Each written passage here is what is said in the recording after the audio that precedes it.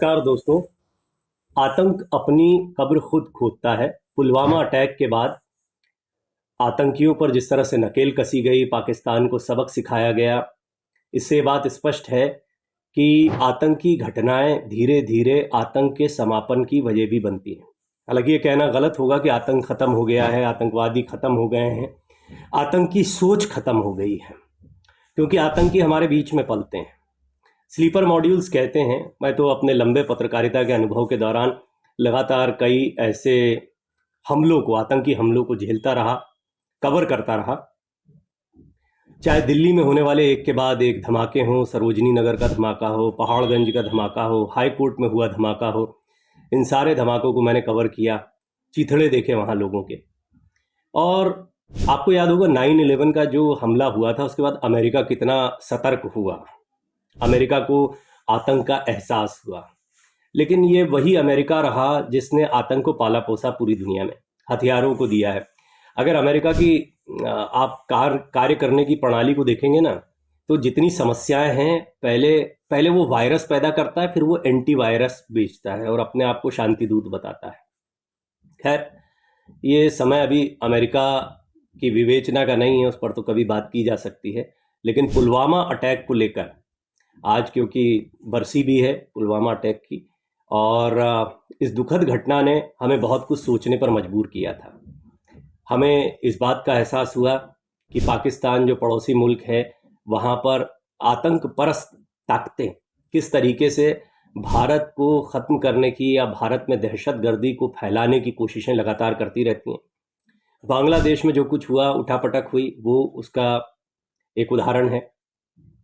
नेपाल में जो कुछ होता है वो इस बात का उदाहरण है कि कुल मिलाकर भारत को कमज़ोर करने की साजिशें चारों तरफ से होती रहती हैं। लेकिन भारत न सिर्फ सशक्त है, बल्कि आतंक को जड़मूल नष्ट करने के लिए संकल्पबद्ध भी है। भारत इस दिशा में बहुत तेज़ी से आगे बढ़ रहा है। आतंक से बचने का ये जो वीडियो है ना, इसका मकसद क्या है कि आतंक कैसे ख़त्म हो, ये सबके मन में सवाल आता है। मेरे मन में भी हमेशा से सवाल आता है। 84 के दंगे तो मुझे याद हैं, और जब ये दंगे हुए थे तो बहुत डर रहता था। पिताजी और अड़ोस पड़ोस के जितने पुरुष होते थे, वो बाहर रात रात भर जाग कर पहरा दिया करते थे, और बच्चे जो हैं, हम बहुत छोटे हुआ करते थे उस समय पर, और डर के हमको सोना पड़ता था। इसके बाद में भी ऐसी कई सिचुएशंस बनी। इंदौर में मैं उस समय था, तो तब ये एहसास नहीं होता था कि पूरे देश में क्या हाल हो रहा होगा। लेकिन बाद में जब मैं पत्रकारिता में आया, इतिहास को थोड़ा पढ़ना समझना शुरू किया, तो एहसास हुआ कि दिल्ली में तो हालात कितने खतरनाक थे। ये दहशतगर्दी का एक दूसरा रूप था जो खालिस्तान की तरफ से सामने आया था। हालांकि खालिस्तान की भी जड़ में जाएंगे तो आपको आतंकियों के यही आका मिलेंगे जो इस समय ISIS या फिर जिसको आप इस्लामिक आतंकवाद कहते हैं कि तरह इन चीज़ों को आगे बढ़ा रहे हैं। यहाँ स्लीपर मॉड्यूल्स, युवाओं को भटकाना, उनका ब्रेन वॉश करना, क्योंकि साइकोलॉजी मेरा एक विषय है, ब्रेन वॉशिंग को मैं बहुत अच्छे से समझता हूँ। और सच पूछिए तो पढ़ने समझने के बाद में ये एहसास हुआ कि ये इतना योजनाबद्ध तरीके से किया जाता है, और आज से नहीं किया जा रहा है। हिटलर हो या उसके पहले से हो, हिटलर ने हालांकि बहुत प्रयोग किए थे, और इस तरह के कई उदाहरण मिलते हैं जहां पर हम ब्रेन वॉशिंग को समझते हैं। इस ब्रेन वॉश को रोकना बहुत ज़रूरी है। जैसा मैंने कहा कि आतंकवाद पर अगर लगाम लगानी है तो इसके लिए बहुत ज़रूरी है कि जो ब्रेन वॉशिंग का काम चल रहा है वो ख़त्म हो। ये कब होता है? जब आप इस तरह के लोगों को आइडेंटिफाई करते हैं। देखिए, कट्टरपंथ, मैं किसी धर्म, मजहब, मैं सबका सम्मान करता हूँ, और ये सब बात सब लोग जानते हैं।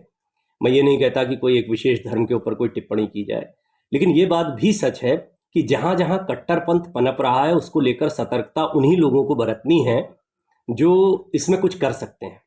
जैसे आज मैं कट्टरपंथ के खिलाफ कुछ बोलूं तो शायद मेरी बात का उतना महत्व नहीं रहेगा, क्योंकि मुझे सुनने वाले लोग जो हैं वो वही होंगे जो मेरी भाषा, मेरे विचार के साथ में होंगे, और जो मानते होंगे कि हाँ, ये जो बात कह रहे हैं तो हम भी सोचते हैं। लेकिन सोचना उन लोगों को है जो ऐसे नहीं सोच पा रहे हैं। उनको आने वाली पीढ़ियों के बारे में सोचना है। अगर विकास करना है, कई देश थे जो कट्टरपंथी रहे इतिहास में, या विचारधारा इस तरह की रही, लेकिन बाद में वो बहुत एडवांस हुए और उन्होंने अपने आप को बेहतर किया।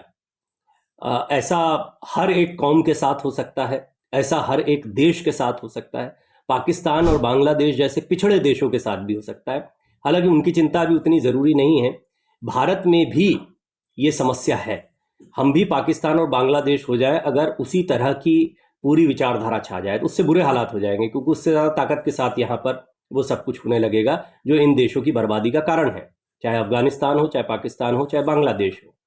तो बहुत ज़रूरी है कि वो लोग जो युवाओं को समझा सकते, ऐसे युवा जो भटक सकते हैं, स्लीपर मॉड्यूल्स बन सकते हैं, उनको समझा सकते हैं या उनमें सही विचारों का प्रवेश करा सकते हैं, उन्हें भारत की संभावनाओं के विषय में बता सकते हैं।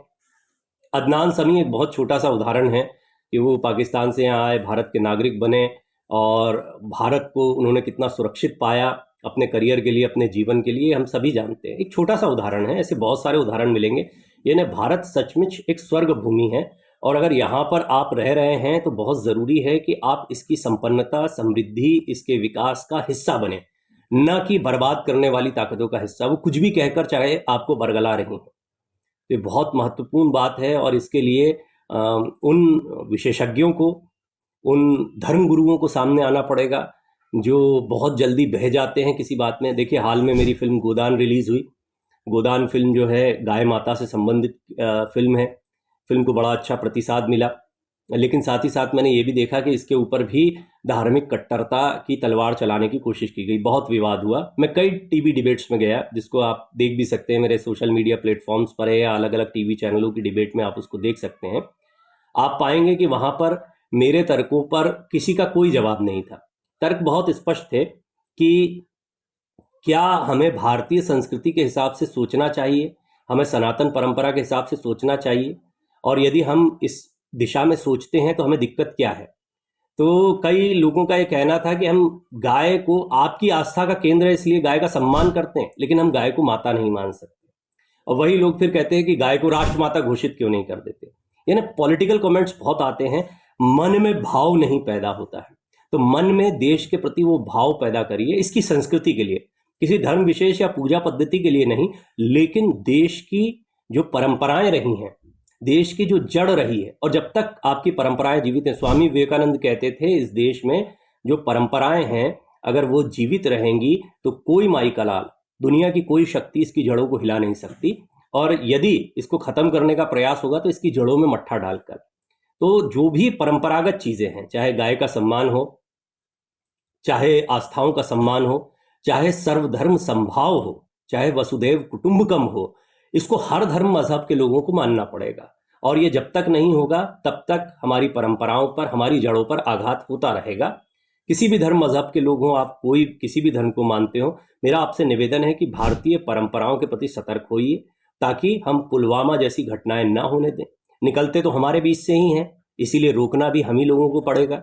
और हम भी जानते हैं कि हमारे इर्द गिर्द ही आतंक की सोच भी पनप रही है, इसको लेकर सतर्क रहना पड़ेगा। उन लोगों को जो इन लोगों को समझा सकते हैं, उन लोगों को ज्यादा जागरूकता के साथ आगे निकलना होगा। यही विनम्र निवेदन था। मैं श्रद्धांजलि देता हूं, पुलवामा में जितने लोग भी मारे गए थे उनको, उनके परिवारों के प्रति संवेदनाएं व्यक्त करता हूं और उम्मीद करता हूं कि भविष्य में ऐसी कोई दुर्भाग्यपूर्ण घटना ना हो। जय हिंद, वंदे मातरम, भारत माता की जय। नमस्कार।